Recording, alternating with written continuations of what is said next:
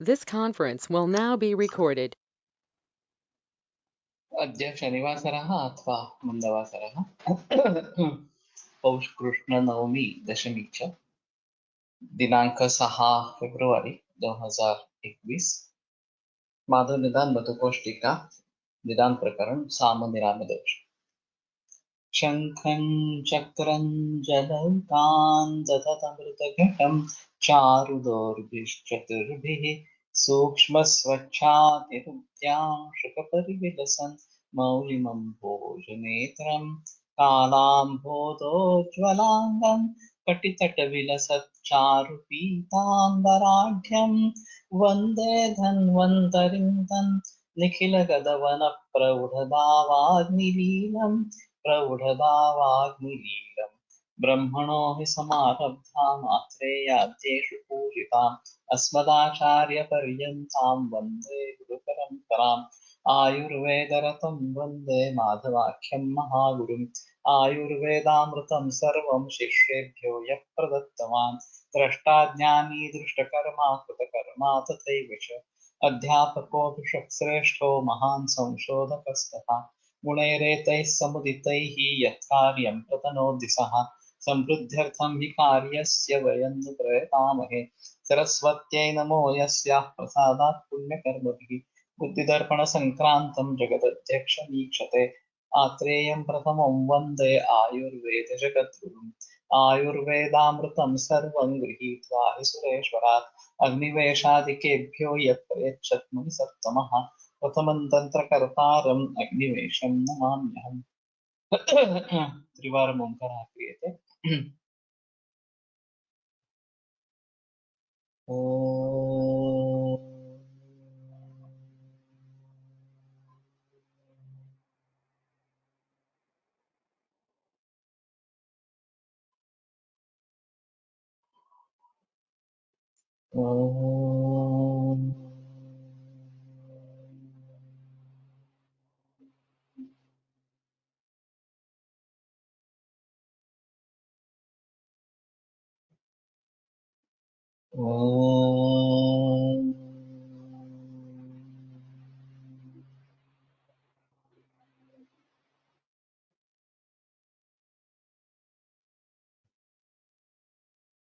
ॐ शान्ति शान्ति शान्तिः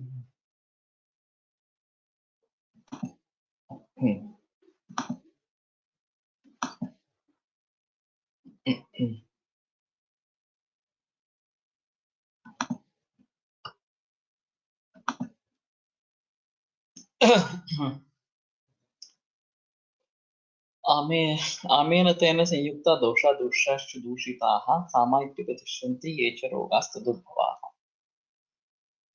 तर्हि उष्मणोल्पबलत्वेन धातुमाद्यम् अभाषितं दुष्टम् आमाशयगतं रसमामं प्रचक्षते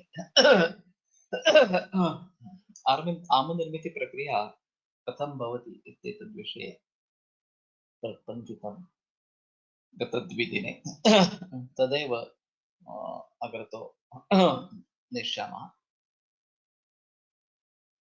तर्हि न चातिमात्रमेवान्नम् आमदोषाय केवलं दुष्टं दुष्टं विदग्धाम गुरुरुक्षे हिमाशि विदाहि शुष्कमत्यम्बुपुरतं वान्नं न जीवेति उपतप्तेन भुक्तं च शोकक्रोधक्षुधादि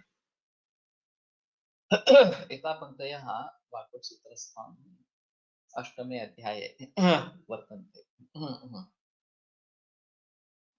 तर्हि बहूनि तत्र कारणानि यानि आमकर्तॄणि तर्हि एतेषां सर्वेषामपि विचाराः आम कारण सम्बन्धे अवश्यमेव द्रष्टव्यः इति अवश्यमेव एतेषां विचारः कार्यः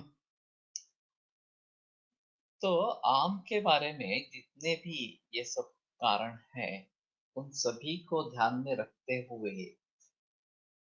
ये क्यों निर्माण हो रहा है ये ढूंढना बहुत आवश्यक इस प्रकार का रहेगा और उन सभी कारणों को टालने का प्रयास जरूर करना पड़ेगा। तो जैसे कि मैंने कहा अजीर्णित भुंजान से बहुत बड़ा हेतु है और वो सभी समाज इस हेतु का सेवन कर रहा है। सुबह जब जग जाएंगे, मलमूत्र विसर्जन अच्छे तरीके से होगा, भूख लगेगी, स्फूर्ति रहेगी, और फिर खाना खाएंगे तो ही ठीक है। अगर नींद अच्छी नहीं हुई है, मल प्रवर्तन अच्छा नहीं हुआ है, एनर्जी नहीं है, सिर्फ घर में कुछ बना है इसलिए ब्रेकफास्ट कर लेना, या मुझे भूख का एहसास होता है, वास्तव में ये बुभुक्षा होती है, क्षुधा नहीं होती। लेकिन उसके चपेट में आकर हम खाना खा लेते हैं, और फिर पहले दिन का आहार ही, उसका ही पचन अगर नहीं हुआ है, तो उसके अपरिणत इस प्रकार के आहार रस में ये नया आहार रस जाकर मिलेगा। और उसके जरिए धातुओं का जो निर्माण आगे होना है, वो भी अत्यक्षा इस प्रकार का रहेगा, और यही सिलसिला बरसों तक चलता रहता है। इस प्रकार से जो धातु बनेंगे, वो अच्छे नहीं बनेंगे तो स्पष्ट है, उनका जो कार्य उन्हें करना है, उनकी जो क्वालिटी रहनी चाहिए, वो नहीं रहेगी। और प्रशस्त धातुओं का निर्माण वास्तव में अपेक्षित है, सारवान इस प्रकार के धातुओं का निर्माण अपेक्षित है। वो होगा तो ओज भी अच्छा इस प्रकार का बनेगा। और सभी व्यापार जो है दोष धातु और मन, इनके सुचारू रूप से चालू रहेंगे, स्वास्थ्य बना रहेगा, आरोग्य संपन्न दीर्घायुष्य प्राप्त। अगर ये नहीं हो रहा तो कहीं पे गड़बड़ इस प्रकार की है।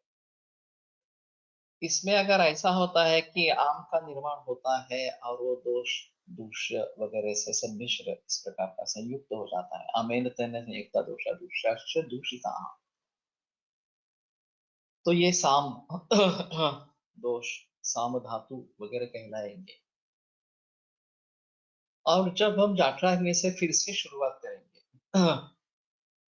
कि जाठराने की क्षमता क्या है, उसके मुताबिक किस प्रकार का आहार कितनी मात्रा में सेवन करना है, कैसे सेवन करना है, आहार विधि विशेषायतन जो है, उन सभी का पालन करके करना है, तो धीरे धीरे जो नवीन निर्माण होगा वो अच्छा होने लगेगा। मेरे पास काफी मरीज कैंसर के लिए आते रहते हैं। हाँ, और जब मूल रूप से चिकित्सा होती है कि जब भूख लगे, जितनी भूख लगे उतना दूध ही लेना, बाकी कुछ लेना नहीं। तो इससे अगर 1.5-2 लीटर या उससे ज्यादा ये दूध जाना आरंभ हो जाएगा, तो न केवल ये आम वगैरह का है उसका जिक्र चला जाएगा, प्रशस्त धातुओं का निर्माण शुरू हो जाएगा, क्योंकि दूध क्षीरगुप्ताभ्यास और रसायनानाम इस सूत्र के जरिए सबसे अहम है। और उसकी बाकी जो तकलीफें हैं, चाहे शुगर लेवल हाई हो वो ठीक हो जाती है, थायराइड का प्रॉब्लम हो वो ठीक होने लगता है, ब्लड प्रेशर का प्रॉब्लम हो वो ठीक होने लगता है, और उसकी सभी की दवाइयां हटाई जा सकती है। केवल कैंसर से मुक्ति मिलती है ऐसा नहीं है, बाकी सभी रोगों से भी मुक्ति मिलना आरंभ होता है, क्योंकि पूरी तरीके से ये सिस्टम मूल रूप से सुधर जाती है। फिर जब बाद में खाना शुरू करना है, दूध 2-2.5 लीटर जाने लगा और उसके साथ में खाना देना है, तो मैं जिक्र करता रहता हूँ कि नैसर्गिक ही खाओ, ज्यादा से ज्यादा, कम से कम ये ऑर्गेनिक तो खाओ इस प्रकार से, और दूध कम नहीं करना है। तो ये बना रहता है, ये मेंटेन रहता है, कि इस प्रकार से जो भी उनकी समस्याएं है वो मिटी हुई ही रहती है, उसमें दवाइयां लेते रहना ये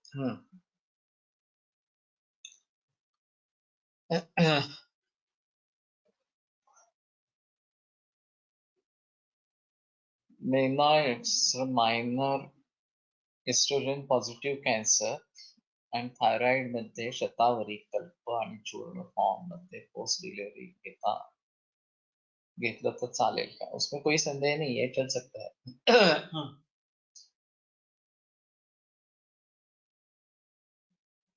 तो एस्ट्रोजन पॉजिटिव ये अच्छा है.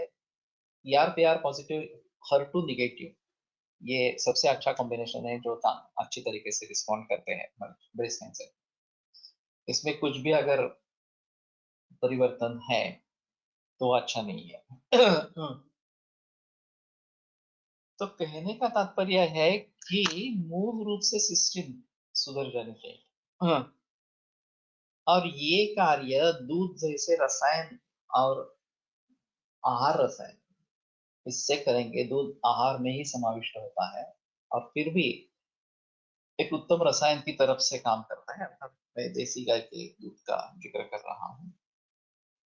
तो इससे बहुत फायदा होता है और बाकी सभी प्रॉब्लम्स भी मिट जाते हैं. ये काफी मरीजों में देखा है. अब कुछ लोग मुझे इसके बारे में कि अगर आम है तो दूध कैसे देंगे, श्रोतरोध है तो दूध कैसे देंगे, इस प्रकार के सवाल पूछते हैं. तो बहुत ही कम मरीज ऐसे होते हैं कि जो दूध को सूट नहीं करते, जिनको दूध सूट नहीं होता. और कब बनता है या फिर आत्मान उदय लक्षण ज्यादा निर्माण होते हैं, अग्निमाद्य होता है. लेकिन मैं जो बताता हूँ, जब भूख लगती है और जितनी भूख लगती है उतना ही दूध लेना, ये अगर करते हैं तो मुसीबत नहीं आती. लोग क्या करते हैं कि 1.5-2 लीटर तक पहुंचना है तो कैसे भी करके, भूख हो न हो, पचन हो रहा हो न हो रहा हो, दूध लेना है, इस प्रकार का आरंभ करते हैं. उनको डर लगता है कि शुरू में अगर दूध बहुत ही कम जाएगा तो वजन कम हो जाएगा, शक्ति कम हो जाएगी. अगर सचमुच उस अवस्था में आम है तो आम का लक्षण बलभ्रंश है. श्रोतरोध बलभ्रंश गौरवान्वित. तो आम का पचन होने पर ये लक्षण चला जाता है, बलभ्रंश चला जाता है, तो बल की प्राप्ति होती है. ऐसा नहीं होता कि बल हानि होती है, बल्कि बल की प्राप्ति होती है. तो ये बात अगर ध्यान पूर्वक समझे कि जब भूख लगे और जितनी भूख लगे उतना ही देसी गाय का ही दूध लेना है, उसमें शायद हम वर्धमान पिपली वगैरह ये भी कर सकते हैं. वो शिकायतें क्या है, सीजन कौन सा है, इन सभी बातों को ध्यान में रखकर ये हो सकता है कि हाँ, हम वर्धमान पिपली सिद्ध दूध करें या शुंठी सिद्ध करें, गुड़ची सिद्ध करें वगैरह इस प्रकार से. लेकिन सबसे अहम मुद्दा है कि आहारम पचति शिखी दोषान आहार वर्जित पचति. आहार का वर्जन किया जाए, लंघन किया जाए शुरू में, और पाचन हो जाए दोषों का और अग्नि मुक्त हो जाए. आम से अग्नि छन्न हो जाता है, उसके ऊपर कवरिंग आवरण इस प्रकार का आ जाता है. जैसे राख जमा होती है, ऐश, और फिर लकड़ी जो जल रही है उसकी उष्णता कम हो जाती है. तो उस रक्षा को हम अगर निकाल देंगे, उड़ा देंगे, तो अग्नि फिर से प्रज्वलित इस प्रकार का होता है. उस प्रकार से इसके ऊपर जो आम का आवरण आया है अग्नि के ऊपर, जब आहार नहीं आएगा, मिलेगा, तो अग्नि उस आम को ही पहले पचन करेगा और ऐसा पचन होने पर अग्नि प्रदीप्त हो जाएगा. होता है वास्तव में इस प्रकार से. और फिर उसमें जो अन्न डालेंगे उसका पचन होना आरंभ हो जाएगा. तो अग्नि की स्थिति को ध्यान में रखते हुए उतनी ही मात्रा उसको देनी है जो उसको पचा सके. तो हम पेया विलेपी इत्यादि संसर्जन क्रम भी कर सकते हैं अगर बहुत ही मंदाग्नि है या फिर दूध देने में दिक्कत ही है, तो पेया विलेपी का क्रम भी कर सकते हैं. नहीं तो सीधा दूध का प्रयोग शुरू करते हैं. तो बहुत लोगों का मानना ऐसा होता है कि ऐसे अमावस्था में स्रोतोरोध है, दूध कैसे दे सकते हैं? दूध गुरु स्निग्ध स्निग्ध शीत इस प्रकार का है, और ये देना बराबर नहीं है इस प्रकार से। लेकिन मेरा अनुभव ऐसा नहीं है। मैंने हजारों मरीज केवल दूध के ऊपर रखे हैं, और चंद ही मरीजों में यह अनुभव हो सकता है कि दूध सूट नहीं कर रहा। तो पेया विलेपी यूष वगैरह इस प्रकार का आरंभ करना पड़ता है, और बाद में इसके बारे में फिर से सोच सकते हैं कि दूध कब शुरू करेंगे, इस प्रकार सा प्रकार के बारे में सोचेंगे। लेकिन जाठराग्नि से शुरुआत करके जो भी आम धातुओं से जुड़ा साम दोष, इस दोषों से जुड़ा इस प्रकार का है, उसका पचन होना जब आरंभ हो जाएगा, तब धीरे धीरे ये आम का लक्षण निकल जाएंगे, साम दोष के लक्षण निकल जाएंगे। तो ज्वर में जैसे लंघन क्षयन नीते दोषे, लंघन से दोषों सा क्षय हो जाएगा। तो सीधे दोष का क्षय नहीं होता है, पहले साम दोष का पचन होता है, आम का क्षय होता है, और फिर निराम दोष का भी पचन होता है, खास करके कफ का। साम पित्त, और फिर उसके बाद पित्त का भी, अगर ये पित्त का रस ये हम प्रयोग में ला रहे हैं, तो इस तरीके से लंघनेन क्षयेन नीते दोषे संदुक्षितेन स्वास्थ्यम क्षुद्र रुचिक पक्ति वरम ओजश्च जायते, ये सब निर्माण होते हैं। आम अवस्था असताना निम्म दूध निम्म पाणी टाकून शिरपाकाने सुरुवात केली करता येईल असं वाटतं। वैसे हम गुरुची सिद्ध क्षीर, सुवर्ण गुरुची सिद्ध क्षीर देते ही है, और इसमें दोनों सम प्रमाण में लेके फिर आधा करते हैं। लेकिन मैं जो बात बता रहा हूं कि भूख लगने पर ही दूध देना है, ये सबसे आम है। जब भूख लगे, जितनी भूख लगे उतनी मात्रा में ही दूध देना है। अगर आधा कप ही सही तो आधा कप, उससे ज्यादा नहीं लेना। और 6 घंटे के बाद मुझे भूख लगी, ठीक है, कोई प्रॉब्लम नहीं है, 6 घंटे के बाद दूध दे दो, इस प्रकार से।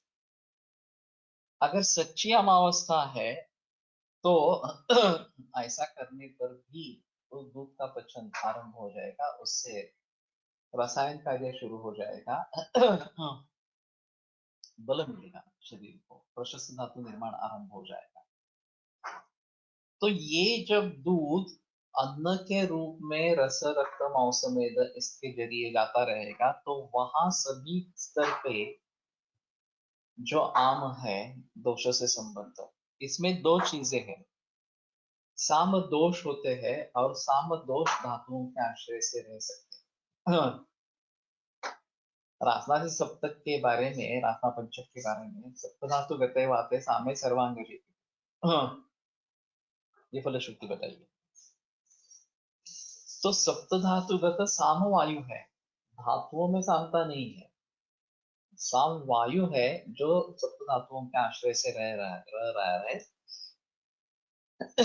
उस सभी का साम वायु का पचन सभी धातुओं में होता रहेगा, और तब ये संधिवात वगैरह जो है इससे मुक्ति मिलेगी। आमवात की जो संचारी वेदना इस प्रकार की है, उसमें इससे राहत इस प्रकार की मिल जाएगी जब ये साम वायु का पचन होता रहेगा।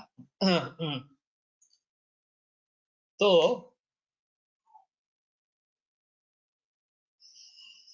इस प्रकार से अगर दूध से शुरुआत करते हैं या संसर्जन क्रम से शुरुआत करते हैं, मैं जो अभी बताता हूं कि ज्यादा आम नहीं है और कैंसर जैसी बीमारी नहीं है, तो हम क्या करते हैं कि पहले ब्रेकफास्ट बंद कर देते हैं। कि अजीर्णे साय माशे तो प्रातराशो ही दुष्य, सायंकाल का अजीर्ण है तो प्रातराश दूषित हो जाता है, तो वो नहीं लेना है। और उनसे पूछना है कि भूख लगती है नहीं लगती है, तो बहुत सारे लोग बोलते हैं भूख नहीं लगती, लेकिन खाना खाना है, उसके साथ दवाइयां लेनी है, इसलिए खाना खा लेते हैं इस प्रकार। तो मैं बताता हूँ, जब तक भूख नहीं लगती तब तक खाना नहीं खाना है।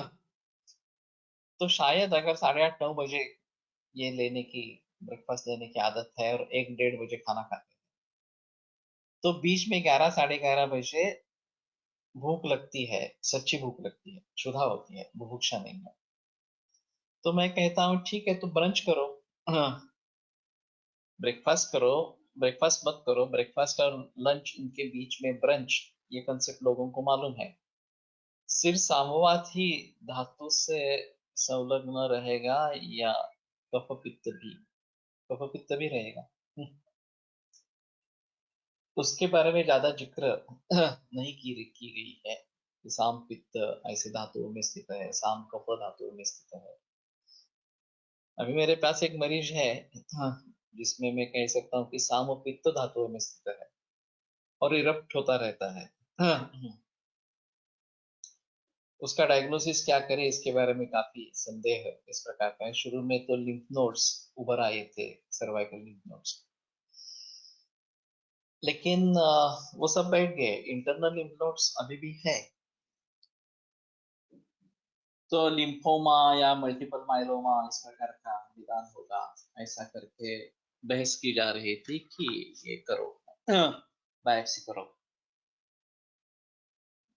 उम्र भी थोड़ी ज्यादा है और शारीरिक स्थिति बिल्कुल अच्छी नहीं है। बोला अच्छा नहीं है, मानसिक भी नहीं है, शारीरिक भी नहीं है। तो मैंने कहा कि ऐसा करने से क्या फायदा है। हाँ, अगर मालूम पड़ा कि एक कैंसर है, लिम्फोमा है या मल्टीपल माइलोमा, फिर भी केमोथेरेपी देने के लिए उनके पास बल ही नहीं है, तो केमोथेरेपी से नुकसान ही होगा, फायदा तो नहीं होगा इस प्रकार से। तो बेटर ऑप्शन है कि इस झमेले में जाए ही ना, और वैसे ही ट्रीटमेंट चालू रखें। शुरू में मैंने भी कैंसर के हिसाब से दवाइयां दे दी, हाँ, लेकिन फायदा नहीं हुआ। फिर पता चला कि मानसिक मानसिक कारण बहुत प्रबल है और बहुत सारे लोगों विषय का क्रोध मन में संचित है। हाँ, और ये इरप्शंस, पित्त के इरप्शंस होते रहते हैं इस प्रकार से। और सामावस्था भी है, बुखार भी आता रहता है। हाँ, तो शुरू में मैंने लंगन वगैरह सब करवाने की कोशिश की, उसका फायदा नहीं हुआ, आशक्ति बहुत आ गई। तो मैंने कहा ठीक है, ज्वर का इतना इशू नहीं है, और वैसे भी जीवन ज्वर हो गया अभी, हर रोज ज्वर आता रहता है और उसको 2 महीने से ज्यादा समय हो गया है इस प्रकार से। तो उतना लंदन का जिक्र नहीं रहेगा। तुम्हें किस चीजों की आदत है, रोटी सब्जी खाने की आदत है, ठीक है, रोटी सब्जी चालू रखो। ऐसा होने पर बल बढ़ने लगा। मैंने पहली बार इस प्रकार से किया है कि ज्वर है और मैं रोटी सब्जी खाने के लिए हाँ कह रहा हूँ इस प्रकार से। सुश्रुत के बारे में हमारे घर में ही ऐसा होता, वो 6 बरस का था, सिवगढ़ जाके आए थे हम, उसके बाद में उसको बुखार आ गया और वो मिट नहीं रहा था। हमने लंगन पे रखा था। हाँ, और घर में श्राद्ध था, तो उसने बोला नहीं मैं आज सब खाऊंगा। और श्राद्ध का पूरा जो खाना बनता है, आलू की सब्जी वगैरह, आलू यानी कि वो आलू जो मराठी में बोलते हैं, वगैरह वगैरह, वो सब उसने खा लिया। और आश्चर्य, मुझे लगा कि अब तो ये बुखार बढ़ जाएगा, बुखार शांत हो गया। जब खाना खा लिया उसी समय बुखार शांत हो गया और फिर आगे कुछ नहीं हुआ। तो सघृत पेया बताई गई है, श्रमजन्य ज्वर के लिए सघृत पेया देनी। हम्म। तो वहां लंघन का मतलब नहीं है। हम्म। ये समझना मुश्किल होता है कि हमें दिख रहे हैं सामता के लक्षण और ज्वर है। और पहला सूत्र क्या है, लंघनम से वेदन निकालना है, इस प्रकार का सूत्र है। और 6 बरस का बालक है। तो मैंने हफ्ते पर उसको लंघन करवाया, फिर भी सिर्फ पेया वगैरह ऐसे ही देते रहे। हाँ, और जब उसने ये खाना खाया तब से बुखार उतर गया और आगे कोई नौबत नहीं है। तो ये समझना काफी मुश्किल है, इस प्रकार का होता है धातुओं में स्थित सामदोष, ये जो कंडीशन है। तो फिर भी मैं मानता हूं कि सामदोष है और वो धातुओं से संयुक्त हो गए हैं, ये फिर भी बेटर कंडीशन है फिट करने की। लेकिन अचकचा इस प्रकार का धातुओं का निर्माण होते रहना, ये उससे भी बेकार उससे भी बेहतर इस प्रकार की बढ़कर होने वाली इस प्रकार की अवस्था है। अभी ल्यूकेमियाज के मरीज आते हैं माइलॉइड हो, लिम्फोब्लास्टिक हो, इस प्रकार के डब्ल्यूबीसी काउंट बढ़ता जाता है। और वास्तव में डब्ल्यूबीसी इनका मेन पर्पज जो है वो प्रतिकार क्षमता रखना। अगर इन्फेक्शन हो जाता है या कैंसर सेल जैसे निर्माण हो जाते हैं तो फैगोसाइटोसिस के जरिए उनको खत्म कर देना। लेकिन जब इतनी मात्रा में डब्ल्यूबीसी बढ़ने लगते हैं, 1 लाख, 2 लाख, 3 लाख, 4 लाख, मैंने 4 लाख तक देखे तो कहाँ 12,000 ये ज्यादा से ज्यादा इस प्रकार से होने चाहिए, और कहाँ ये 4 लाख, अगर इस प्रकार का काउंट 12,000 नहीं मेरे ख्याल में,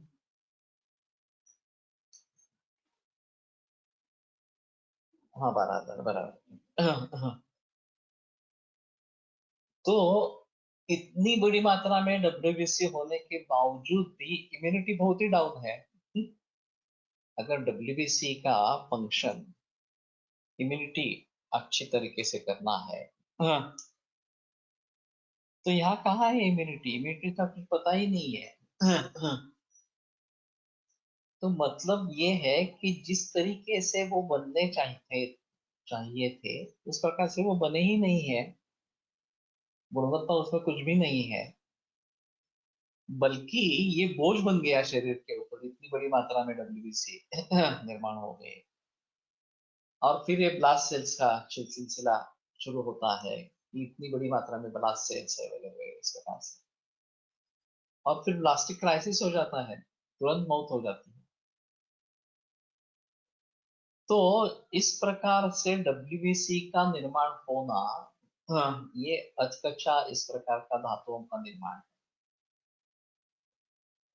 और फिर ये ज्यादा मुसीबत वाली समस्या है कि रक्त धात्वग्नि अच्छी तरीके से काम नहीं कर रहा, और उसके जरिए उस धातु का सोकॉल्ड निर्माण ज्यादा इस प्रकार का हो गया। अभी डब्ल्यूबीसी को रक्त कहेंगे, रक्त का एक अंश हम उसको मानते हैं। प्रभाकर सर का कहना था कि ये रक्त का परीक्षण है, फिर भी ये रक्तगत कफ का परीक्षण है। ये रक्त से जुड़ा इस प्रकार से नहीं है, हीमोग्लोबिन से जुड़ा इस प्रकार से नहीं है। ये एक और अजब चीज हो कि डब्ल्यूबीसी पर्याप्त मात्रा में होना, ये रक्त में जितना प्राकृतिक कफ होना है उतना है, इस प्रकार से समझ लेना है। वो बढ़ गया तो ऐसा नहीं समझना है कि अच्छा है, बहुत डब्ल्यूबीसी है तो इम्यूनिटी बढ़ जाएगी, इस प्रकार से उल्टी इम्यूनिटी कम हो जाती है। और यहाँ रक्त के बारे में ये स्पष्ट रूप से दिखाई देता है। अभी आगे वाले जो धातु है, मांस है, अस्थि है, मज्जा है, वगैरह वगैरह इस प्रकार से, इसमें जब इस तरीके से बोन मैरो में ब्लास्ट सेल्स बढ़ने लगते हैं, और ये ल्यूकेमियाज वगैरह में जो है, इसमें परीक्षण जो किया जाता है वो बोन मैरो का परीक्षण किया जाता है। तो रक्त, जो रस से बनने वाला रक्त, ये एक अहम चीज इस प्रकार की रहेगी। सीबीसी में भी ब्लड सेल, ब्लास्ट सेल्स पाए जाते हैं। अब इसका मतलब क्या समझेंगे कि निर्माण बोन मैरो में इस प्रकार का हो रहा है और वो यहाँ पे रिफ्लेक्ट हो रहे हैं, सीबीसी में भी रिफ्लेक्ट हो रहे हैं। और दूसरी चीज ऐसी है कि अण्वस्थिशु सरक्तन मेद उच्चते, अण्वस्थि जो छोटे छोटे अस्थि है उसमें सरक्त मेद है, और मज्जा में जो है वो स्थूलास्थिषु विशेषण मज्जा बहुत, स्थूलास्थिषु इसमें मज्जा इस प्रकार की रहती है। अब इस मज्जा और रक्त का निर्माण, हिमोपोएसिस जो प्रोसेस एलोपैथी में बताई जाती है, उस तरीके से हमारे शास्त्र में उसके बारे में जिक्र नहीं है। हमारे शास्त्र में तो रस से रक्त बनता है, ये यहाँ ज्यादा से ज्यादा अण्वस्थिशु रक्तम में उच्चते है, ये हो सकता है। तो ल्यूकेमियास को हम कैसे समझेंगे? लंघन केल्याने क्षुधा निग्रह आणि व्याधी निर्माण होऊ शकतात, नहीं होते हैं। क्षुधा निग्रह ही एक चिकित्सा है। सो जो अपतर्पण है वो 7 प्रकार का है, शोधन और शमन में जो है पाचनम लंघनम क्या है, क्षुद्र व्यायामात अपमारता। तो हाँ, क्षुद्र व्यायाम आतप मारुत, ये सब विहारात्मक है और ये चिकित्सा के रूप में आए हैं।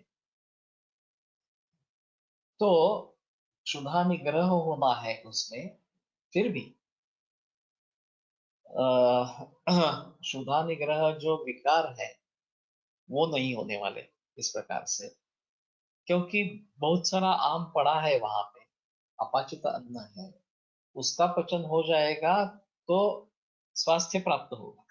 लग्नेन क्षयन्ते दोषे संदुक्षिते नले, ये जो सूत्र आता है, तो स्वास्थ्यम क्षुद्र रुचि भक्ति बलमोजश्च जायते, सच्ची क्षुधा उसमें निर्माण होगी इस प्रकार से। तो इस प्रकार से जो धातुओं की निर्मित प्रक्रिया ही अगर अधूरी इस प्रकार की होती है और ऐसा ही धातुओं का निर्माण होना आरंभ होता है कैंसर जैसे बीमारियों में। अभी नॉन मैलिग्नेंट बिनाइन ट्यूमर्स भी रहते हैं जो मूल धातु का हिस्सा नहीं है, कुछ अजीबी धातु बन गया और कहीं पे रह गया इस प्रकार, कहीं पे बढ़ने लगा। अभी मेरे पास 2 श्वानोमा के केस है, ब्रेन ट्यूमर जो नॉन मैलिग्नेंट है, लेकिन ये ब्रेन ट्यूमर होने के कारण कहीं ना कहीं इफेक्ट करता है। एक में कान में तकलीफ शुरू हुई, कल ही की केस थी, 22 वर्ष का युवा है। हियरिंग लॉस हुआ, एक में 30%, एक में 70%। फिर दिखाया, फिर पता चला कि अकॉस्टिक श्वानोमा ये बीमारी है, एक तरीके का ऑपरेट कर दिया। हाँ, दूसरे साइड में जो है वो अभी भी बढ़ रहा है और उसके कारण ये बाधिल्य वगैरह इस प्रकार के लक्षण है, शूल है, सिर्फ बाधिल्य नहीं है, शूल भी है। अब जिसको निकाला गया है वो भी फिर से बढ़ सकता है, जिसको निकाला नहीं रहा है, नहीं गया है, वो भी बढ़ता है। 22 बरस की उम्र है सिर्फ। अब एलोपैथी इनमें कारण ढूंढती ही नहीं है, कोई सवाल ही नहीं है कारण ढूंढने का। ये क्यों हुआ इस प्रकार से, और फिर उसको क्या करना है, तो सर्जरी करके निकाल देना है। अगर फिर भी उसके बाद बढ़ता रहता है तो रेडिएशन इसमें इंडिकेटेड नहीं है क्योंकि ये मैलिग्नेंट नहीं है, तो भी रेडिएशन देते हैं, दूसरा कोई चारा नहीं है। Mechanical fixing of the problem, फायदा नहीं होता है, फिर से बढ़ता है और फिर आगे मौत हो जाती है। तो इस प्रकार के केसेस में हम कैसे डील करेंगे आगे? हाँ, ये निर्माण ही क्यों हुआ, इसका क्या कारण क्या है? हम मानते हैं कि ब्रेन जो है वो मेद से बना है, जो अष्टांग संग्रह का एक रेफरेंस इसमें बताया गया है। तो मेदो धातु विकृत बन रहा है और ये विकृति खास करके ब्रेन में डिपॉजिट इस प्रकार की हो रही है ये कैंसर की विकृति से अलग है। एस्ट्रोसाइटोमा, ग्लायोब्लास्टोमा, ये ब्रेन ट्यूमर मैलिग्नेंट है, वो भी इसी तरह से निर्माण होते हैं, वो भी बढ़ते हैं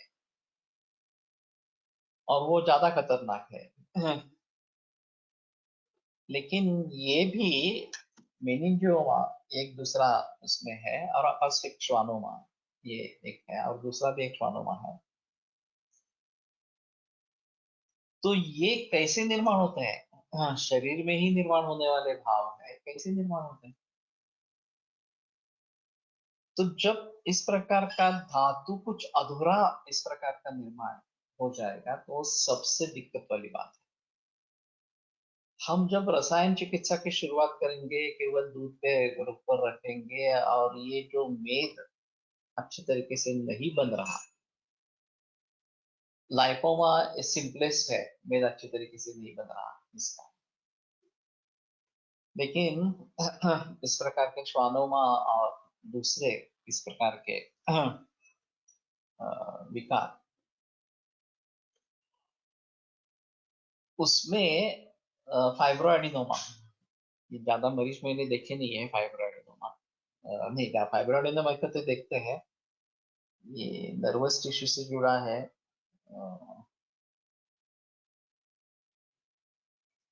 वो भी काफी दिक्कत वाली बात है। तो इन धातुओं का किसी दोष के साथ संबंध होकर जो निर्माण ही होगा धातुओं का, वही गलत निर्माण इस प्रकार का हो जाएगा। और ये गलत निर्माण होने के कारण क्षुधा अधारणीय वेग आहे, क्षुधा धारण केल्याने असं म्हणायचं, लेकिन क्षुधा धारण करने के लिए चिकित्सा बताई है ना। पाचनम दीपनम क्षुत्र व्यायाम तप मारुताः, क्षुत ये चिकित्सा बताई गई है। तो लंघन करना यानी कि क्षुधा वेग का धारण ही करना है। हमें लगता है कि हमें क्षुधा है, लेकिन वास्तव में क्षुधा नहीं होती, बुभुक्षा होती है। या क्षुधा है भी तो भी उसका निग्रह करना है। एका श्वानोमाक्षा रुग्णा बनते अभ्यंग मत बसती ब्रुवाची आशा, सर्वांग वातग्न चिकित्सेने तीव्र शूलोपशम, नवीन ग्रोथ होणे इट्स मध्ये खूप चांगला परिणाम दिसला होता। अच्छी बात है। मात्रा बसती। लेकिन मैं बात कर रहा हूँ वो सिर्फ सिम्टोमेटिक रिलीफ की बात नहीं कर रहा हूँ, मैं सोच रहा हूँ कि मूल रूप से ये निकल जाए। अब यहाँ स्वभाव उपमवाद सिद्धांत काम अच्छा करता है। त्यागात विषम हेतूनां समानांच उपसेवनात् विषमानानुबद्धन्ति जायन्ते धातवः। विषम हेतुओं का त्याग अगर कर देंगे, जो भी कारण है इस सभी के लिए, इन सभी कारणों को टालेंगे, दिनचर्या में पूर्ण रूप से बदलाव लाएंगे, रसायन चिकित्सा इस प्रकार से करेंगे, तो जो आगे निर्मिति उसकी होती रहेगी इन सभी धातुओं की, वो अच्छी होती रहेगी। और ऐसी निर्मिति होने के बाद जो अभी निर्माण हुआ है वो अपने आप उसका क्षय होता रहेगा, क्योंकि उसको ग्रहण नहीं मिल रहा, उसका पोषण नहीं हो रहा इस प्रकार से। तो धीरे धीरे वो खत्म हो जाएगा। हाँ, और पूरा शरीर प्राकृतिक बन जाएगा। बापू नानल सर के पास एक केस थी, लिवर कैंसर या गलाब्लैडर का कैंसर था, मुझे अभी पक्का याद नहीं है। सोनोग्राफी में सब पिक्चर क्लियर दिख रहा था। उन्होंने बायोप्सी नहीं की, एफएनएसीआई बायोप्सी नहीं की, और सिर्फ नानल की ट्रीटमेंट देते हैं। 4-5 वर्षों के बाद ये ट्यूमर धीरे धीरे धीरे धीरे कम होता गया और दिखने नहीं लगा, कुछ नहीं दिख रहा सोनोग्राफी में। उस समय तो सोनोग्राफी ही थी, बाकी कुछ एडवांस टेक्निक तो नहीं थे। तो और अरुण किंद्रे, जाने माने सोनोलॉजिस्ट है, वो सोनोग्राफी कर रहे हैं। फिर भी ये आदमी हर महीना जाकर सोनोग्राफी करवाता था। तो नानल सर ने भी उसको बता दिया, अब करने की जरूरत नहीं है, वो तुम्हारा रोग मिट गया है, इसके बारे में अभी सोचना नहीं। जब केंद्र सर ने भी बता दिया कि नहीं, अब कुछ करने की जरूरत नहीं है, तुम्हारा जो कुछ था, अभी मैलिग्नेंट था नहीं था हम नहीं बता सकते क्योंकि बायोप्सी नहीं हुई, लेकिन जो भी इस प्रकार की विकृत ग्रोथ उसमें थी वो अभी चली गई है और पूर्ण रूप से नष्ट हो गई। मेरे पास जो पहली केस आई थी कैंसर की, वो भी इसी प्रकार की थी, गॉल ब्लैडर का कैंसर था और लिवर और इंटेस्टाइन में स्प्रेड था। उनको तो ऑपरेट करने के लिए पेट खोला, फिर दिखाई दिया कि ये बहुत ही स्प्रेड है और would lead to death by bleeding, by touch. ऐसा सोचकर सर्जन ने सूचर बैक कर दिया, बायोप्सी भी नहीं ली, क्योंकि उनको खतरा लग रहा था कि ये अगर प्रोफिस ब्लीडिंग हो जाए तो यही डेथ हो जाए। और फिर डिस्चार्ज दे दिया कि 15 दिन का आयु है, ज्यादा आयु नहीं है, घर पे लेके जाओ। जाते जाते सर्जन ने सलाह दी कि आयुर्वेद ट्राई करके देखो। तो उन्होंने ढूंढना शुरू किया और मेरा एक छात्र उनके रिश्ते में था, वो मुझे पूछने के लिए आया कि हम कुछ कर सकते हैं क्या। तो मैंने कहा कोशिश तो करेंगे, ऐसे क्या है कि 15 दिन में मरने वाला है तो हम कुछ करेंगे नहीं, है ऐसा नहीं है, करेंगे कोशिश। मेरी पहली केस थी वास्तव में वो। मैंने गोलटकर सर से परामर्श लिया, सर भी आए देखने के लिए उनको, और फिर सर ने सुझाव दिया कि हम उनको केवल दूध के ऊपर रखेंगे, इस सूत्र के आधार श्रीरूपाभ्यास रसायन, और हीरक भस्म शुरू करेंगे। पेशेंट ने अच्छा रिस्पांस दिया।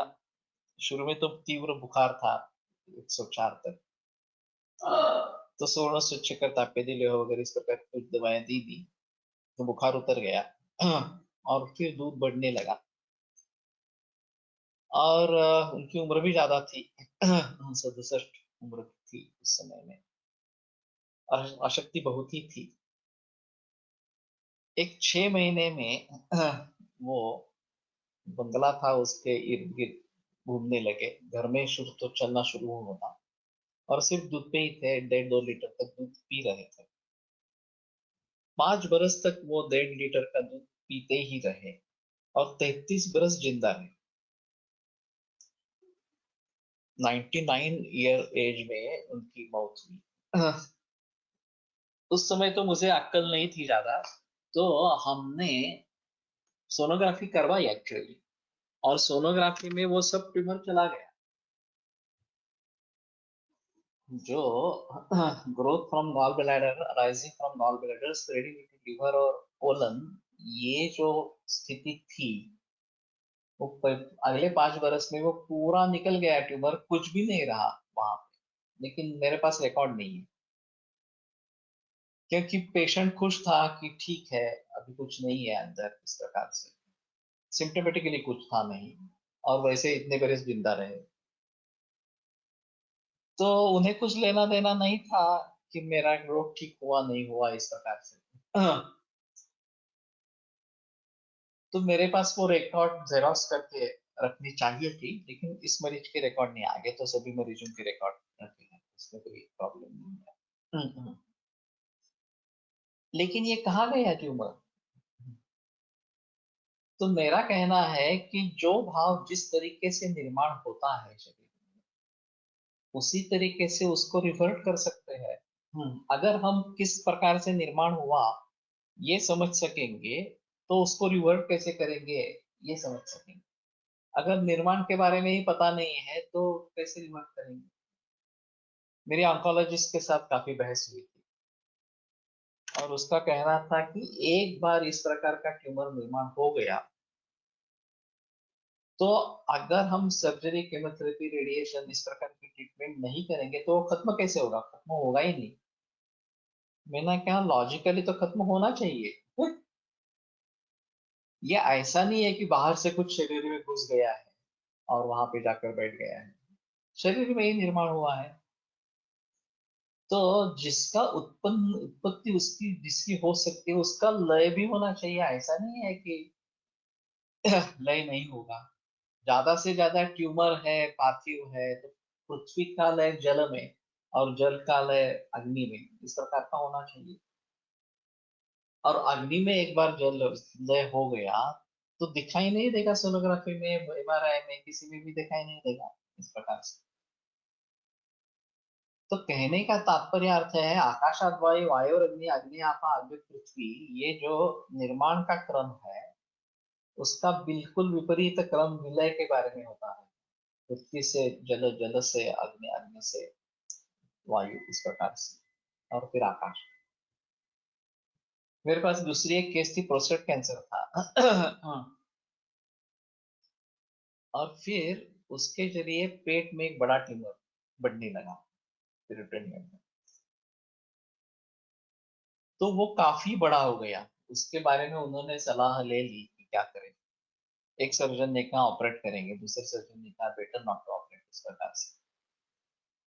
बाकी केमोथेरेपी के बारे में तो किसी ने जिक्र ही नहीं किया कि इसकी केमोथेरेपी से फायदा होगा और इस प्रकार से, ये काफी पुरानी बात है।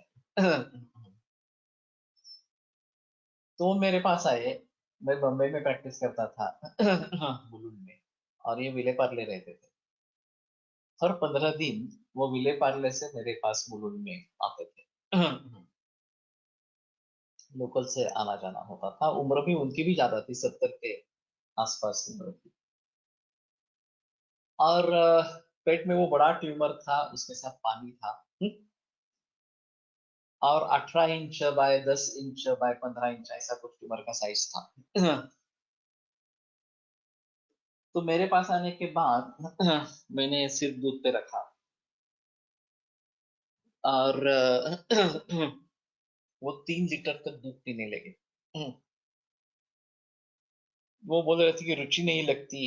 तो मैंने शुरू में उनको वर्धमान पिपली से आरंभ किया। 300, 3 से 30, 6 से 60, 10 से 100, ये सब वर्धमान पिपली के प्रयोग उनके ऊपर किए, उनको कुछ भी तकलीफ नहीं हुई।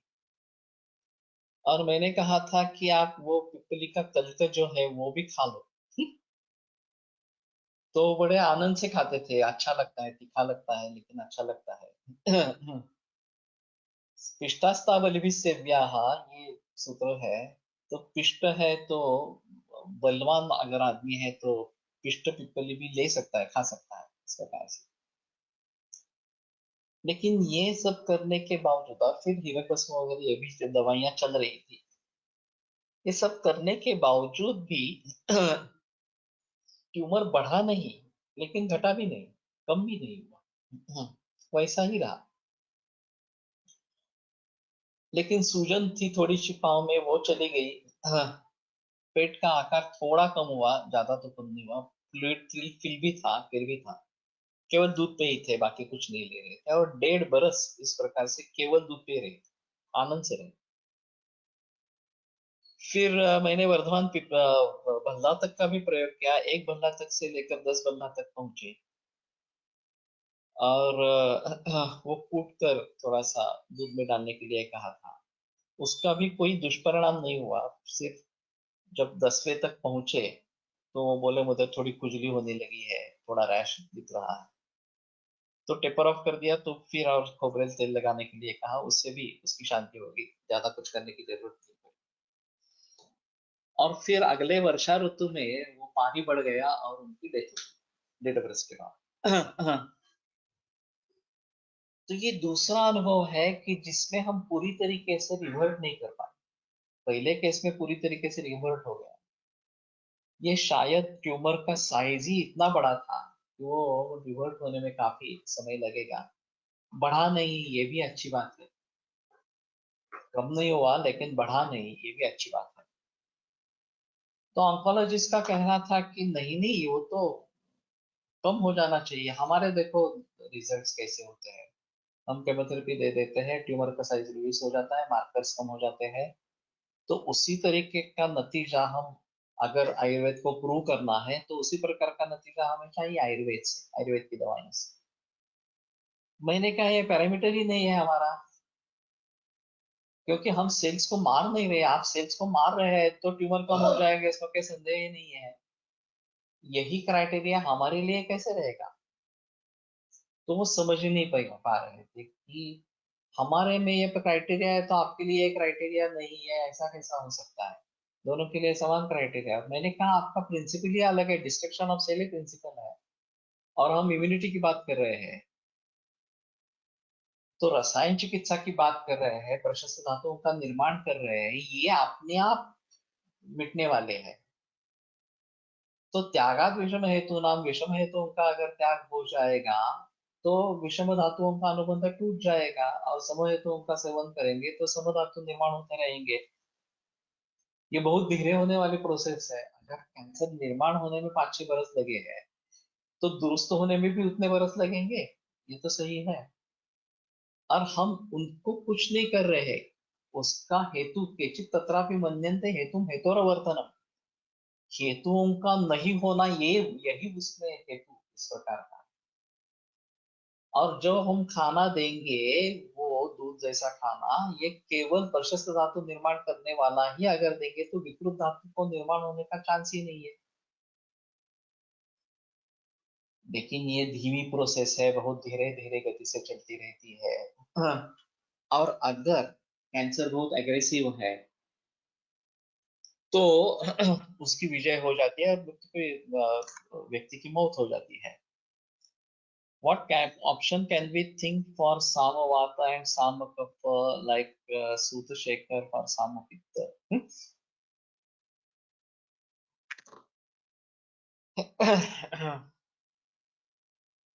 सामवात के लिए तो मैंने अभी बताया, सप्त धातु गति बातें, रासनाति पंचक वगैरह इस प्रकार के हैं। वास्तव में लंघन ही अहम चिकित्सा है। अब लंघन के साथ में उस पर्टिकुलर रोग के जो पाचन है, वास्तव में ऐसा है, जो भी चिकित्सा औषध द्रव्य के रूप में हम देते रहते हैं वो आइदर दीपन या पाचन इसी कैटेगरी में काम करते हैं। बाकी जो है क्षुद्र व्यायाम तप मारुत है, ये सब विहारात्मक है, उसमें औषधियों का प्रयोग का संबंध ही नहीं है। तो इसका मतलब हुआ कि जो भी औषध शमन स्वरूप से काम करता है वो पाचन और दीपन इन दो कैटेगरी में ही काम करता है, बाकी कैटेगरी ही नहीं है उसमें। दूसरी एक कैटेगरी है ब्रोहणम शमनम त्रयो वायु पित्ता नीलस्य च, लेकिन ये सामावस्था नहीं है, निरामावस्था है पद की, और ग्रहण करते हैं तो उसका वात और वात पित्त का शमन इस प्रकार का हो जाएगा। हाँ। तो हमें बहुत सारे चिकित्सा योग है और काफी पाचन मेडिसिन उसमें रहती है। हर एक का अधिकार अलग अलग होता है। जो मैं बात बता रहा था कि ये आरंभवाद है, रोगों का निर्माण ये आरंभवाद है। केवल दोष धातु मल वगैरह इसके आधार पर अगर कुछ होता है और फिर ये विकार निर्माण होता है तो थोड़ा सिंपल है। प्रकृति के हिसाब से हम सोचेंगे, सत्कार्यवाद के हिसाब से सोचेंगे। लेकिन जब आरंभवाद काम में आता है तो ये कुछ नया ही बनता है और उसको रिवर्ट करना उतना आसान नहीं होता। एरेंडेल सुंठी सिद्ध साम वायूसाठी सुंठी तिकटू साम कफ साठी वापरू शकतो। ये तो सही है, फिर भी हाँ, पहला लंघन और पाचन है कि लंघन करना इसके साथ में जरूरी है। सिर्फ सामवायु की चिकित्सा कर रहे हैं तो उससे वो मिट जाएगा, ऐसा नहीं है। पहली चिकित्सा लंघन रहेगी, पर्टिकुलर पाचन उसके लिए अगर हम कर सकते हैं तो ज्यादा बेहतर है। मैंने बहुत देर से दिनों से ये सोच रहा हूँ कि ग्रहणी चिकित्सा में ग्रह घोरम आम आम विषम चतर इस प्रकार का जो वर्णन किया है, दोषों से संगत होने से उन दोषों के विकारों को निर्माण करता है, धातुओं में संगत होने से धातुओं के विकारों को निर्माण करता है। और सुश्रुत ने तो 20 पाचक बताए हैं उसके लिए, ये जो आम पाचन के लिए। और इनको लेकर अगर साम दोष के लिए उन पाचकों का प्रयोग हम करेंगे, वो साम दोष किसी भी रोग को निर्माण करता होगा, चाहे साम वायु हो, साम पित्त हो, साम कफ हो, और उससे निर्माण होने वाले वातज पित्तज कफज इस प्रकार के विकार है। तो यहाँ से शुरुआत करेंगे तो वो विकार ठीक हो सके। और आपका ग्रहणी का जो पथ्य है, वो तो करना ही है, उसमें संदेह नहीं। ग्रहणी अध्यायातील पाचन कल्प हे लग्नानंतर ग्रहणी दोष हरण करून धातु निर्माण परंपरा शुद्धीसाठी उपयोग करते, वही मैं बता रहा हूँ। मैंने सिर्फ उसमें से धान्य पंचक चुन लिया था जो आसानी से उपलब्ध है। काफी औषधियों में इसमें अति विषय है, नागरमोथा है, शुंठी है।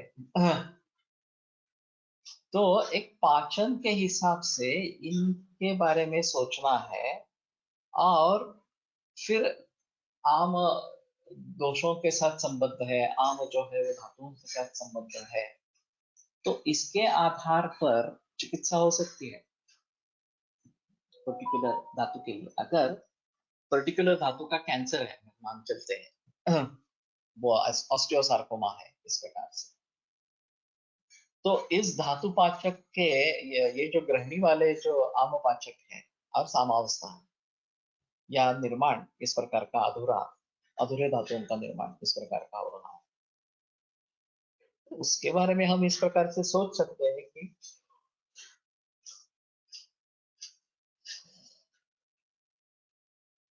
ग्रहणी में जो आमोपाचक योग बताए गए हैं उनका प्रयोग इन धातुओं के पाचकों के साथ, उनके निर्माण के साथ करेंगे। उस धातु के लिए जो रसायन द्रव्य, ये एक अलग तरीका है कि रसायनों में बहुत सारे द्रव्य हैं जो मधुर रस के भी है, तिक्त रस के भी है, कटु रस के भी है, अम्ल रस के भी है, सभी रसों के रसायन द्रव्य इस प्रकार के हैं। उष्ण वीर्य भी है, शीत वीर्य भी है। तो इनका दोषों से क्या संबंध होगा ये देख लेना, और धातुओं से किस प्रकार के रसायन का किस धातु में प्रयोग होता होगा ये भी देख लेना। वर्धमान पिप्पली रसायन हो या भल्लात का रसायन हो, रसों जैसा हो, क्षीरभूताभ्यास इस प्रकार का हो, तो इन सभी के बारे में हम थोड़ा सोच सकते हैं कि दोष धातु मल के हिसाब से रसायन, किस प्रकार का रसायन किस धातुओं के लिए प्रयोग में ला सकते हैं, और फिर उस धातु से संबद्ध कैंसर या इस प्रकार के जो मैंने उदाहरण बताया अफास्तुक श्वानोमा वगैरह इस प्रकार के है, बिनाइन ट्यूमर है ब्रेन का इस प्रकार का, या ये फाइब्रॉइडिनोमा वगैरह वगैरह इस प्रकार के है, फाइब्रॉइड है यूटेरस में इस प्रकार के है। कोल्ही की केस थी कि आई थी कि हाथ पांव दुखते हैं वगैरह इस प्रकार की। मैंने जब उदर परीक्षण किया तो मुझे बड़ा लंप दिखाई दिया, प्रीविक्शन पैसेस के थोड़ा ऊपर, कठिन था, समझ में नहीं आ रहा था ये क्या है, तो मैंने उसको सोनोग्राफी के लिए भेज दिया। तो 9 सेंटीमीटर का फाइब्रॉइड है, यूटेरियन फाइब्रॉइड, और एंडोमेट्रियल थिकनेस 14.5 है, उम्र 45 है। अब ये एक्सीडेंटल फाइंडिंग है उनके हिसाब से, साइज नहीं होता। तो उदर परीक्षण के जरिए कुछ लंप है इतना तो पता चला, हार्ड लंप है तो कुछ भी हो सकता है। तो मैंने कहा मैं दवाई नहीं दूंगा, पहले सोनोग्राफी करके आओ, फिर आगे सोचेंगे उसके बारे में। तो ये जो इस प्रकार का निर्माण होता रहता है उसके बारे में हम कैसे सोचें, ये एक अहम चीज इस प्रकार की रहेगी। और आम की निर्मित प्रक्रिया का हम तोड़ सकते हैं, और इस प्रकार के जो अधूरे धातु बन रहे हैं ये सबसे अहम चीज है। ये इस प्रकार से बन रहे हैं, चाहे मैलिग्नेंट हो तो ज्यादा लाइफ थ्रेटनिंग है, मैलिग्नेंट नहीं है तो भी ये निर्माण ही क्यों नहीं, क्यों हो कंप्लेंट करता क्या है ये आपका दुख।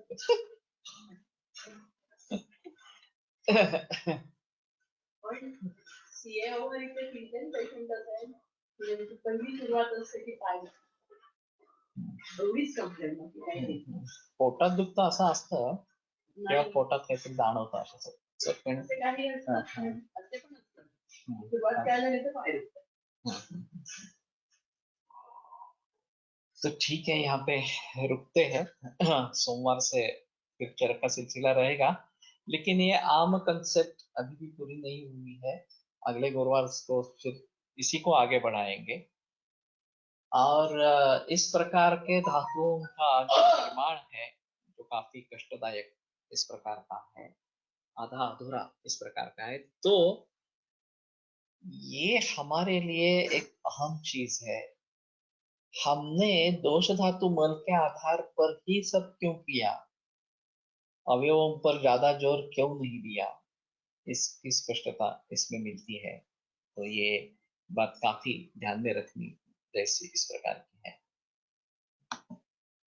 आयुर्वेद प्रकांड निगदित इह हि शल्यतंत्र प्रधानः शीर्षेभ्यः शाश्वतोऽयं निखिल जन कृपा व्याप्त चित्तेन येन आयुर्वेदस्य वाञ्छन् पुनरपि भुवने ताञ्च सुष्ठु प्रतिष्ठान् श्रेष्ठं धन्वन्तरिं तं प्रणमति च सदा वैद्यवर्गो हि नूनम् वैद्यवर्गो हि नूनम्। ओंकार करते हैं तीन बार। ओम